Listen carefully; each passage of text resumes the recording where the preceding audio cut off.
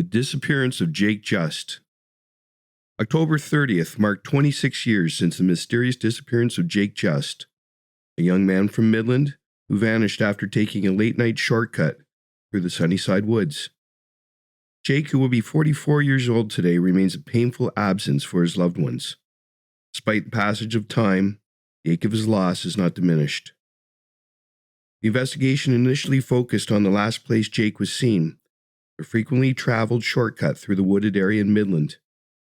On that night, Jake had been out with friends, drinking and joking around, even smashing bottles over each other's heads in playful antics. When it came time to head home, he and a friend started walking together, but Jake chose to take the dimly lit trail through the woods alone. He was never seen again. Hampered by a possible head injury and under the influence of alcohol, did he lose his way and stumble into a boggy swamp where he was swallowed up by so-called quicksand? Or did something more nefarious happen?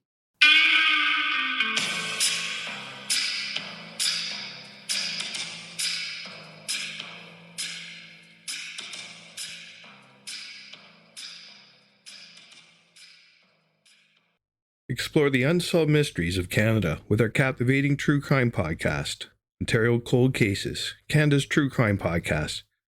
As we piece together the evidence and follow the trail of clues, we invite you to become a part of our mission to solve these perplexing cases.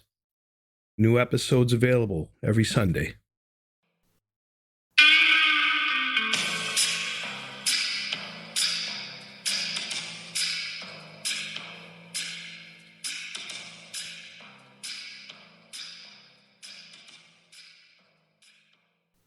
Early life. Jake Just was born on December 15, 1979, in Midland, Ontario, Canada. He shared a close bond with his mother, Debbie, who recalls him as a big-hearted young man with a unique blend of maturity and playfulness. Jake had an infectious charm, befriending everyone he met and often caring for stray animals. His love for music was evident in his passion for playing guitar and singing. Jake also excelled in martial arts, having practiced karate since childhood. On 2 occasions, these skills helped him defend himself when confronted by boys he knew. At the time of his disappearance, Jake was preparing to attend college, excited for the next chapter of his life. Lead up to the disappearance. On the evening of October 30th, 1998, Jake left his family home after saying goodbye to his mother. He planned to attend a party with friends at a local residence. At the gathering, the group drank beer and engaged in reckless antics, including breaking beer bottles over their heads. The disappearance. At around midnight on October 31st, Jake and a friend left the party. While walking home, they passed a darkened trail through the Sunnyside Woods. Jake decided to take the shortcut, while his friend stayed in the lit path. They planned to meet at the trail's exit, but Jake never arrived. There are conflicting accounts about what happened next. Some suggest Jake fled into the woods, chased by a local resident upset about the party's disruption. Another version claims Jake was kicked out of the party for suggesting the bottle-smashing antics. Injured and bleeding, he and his friends sought help at a nearby house.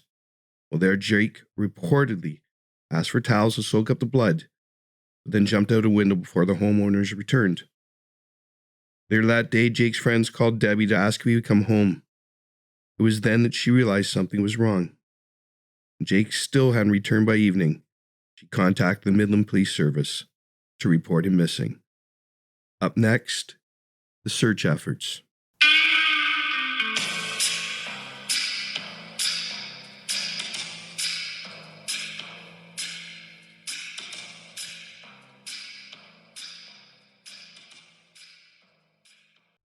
Search efforts.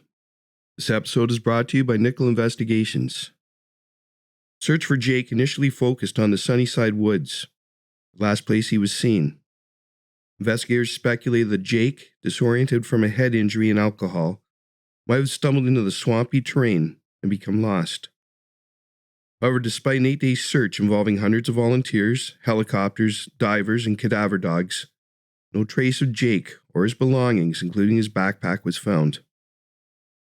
3 years later, the case was reviewed, and additional searches were conducted, but these efforts also failed to uncover any evidence.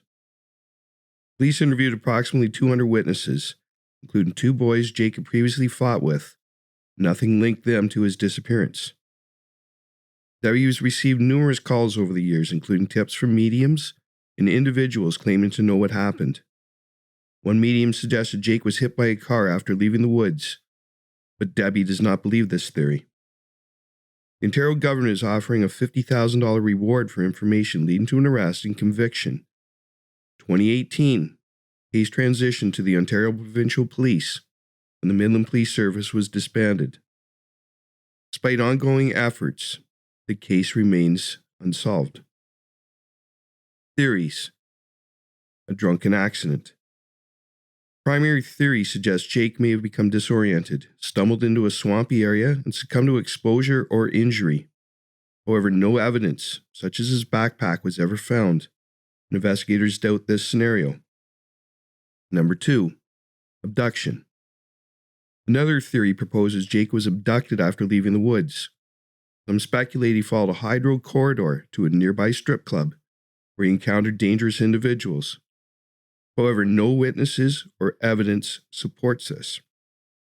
Number 3. Conflict with drug dealers. In 2019, a tip surfaced alleging Jake had attended a house party on 4th Street after leaving the woods. According to the tip, he was confronted by drug dealers, beaten to death, and buried beneath a pier on Georgian Bay. Police are aware of the suspects named, but have found no evidence linking them to the case. Number 4. Cab driver's story. A Reddit user shared an account of a cab passenger claiming to have been involved in Jake's disappearance. The man described how he and friends followed Jake from a party, dragged him into the marsh, and beat him, resulting in his death.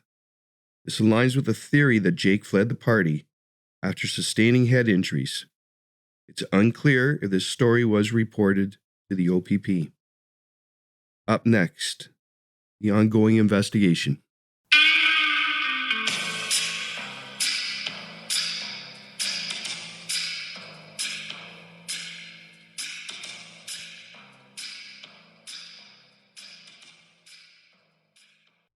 Ongoing investigation. The investigation into Jake's disappearance continues, but the case remains a haunting mystery. An officer involved in the case described it as one of the most comprehensive investigations with an absolute lack of evidence. Despite numerous tips and theories, no definitive answers have emerged, leaving Jake's family and community without closure. Case contact information. Jake just went missing from Midland, Ontario, Canada on October 31st, 1998. 18 years old. Last seen wearing an olive green and beige colored long sleeve shirt, black DVS running shoes size 11, and a black Jaguar backpack. At the time of his disappearance, he stood at 6 feet 2 inches tall and weighed 170 pounds. He has blonde hair, green or hazel eyes, a 4-inch scar on the inside of his left bicep. Currently, the investigation is classified as a missing persons case. Alive, he would be 44 years old. Those with information regarding the case are asked to contact the Missing Persons and Unidentified Bodies Remains Unit of the Ontario Provincial Police at 1-877-934-6363. Tips can also be submitted anonymously via Crime Stoppers at 1-800-222-TIPS. Thank you for listening. This has been Ontario Cold Cases, Canada's True Crime Podcast, available wherever you listen to your favorite podcasts.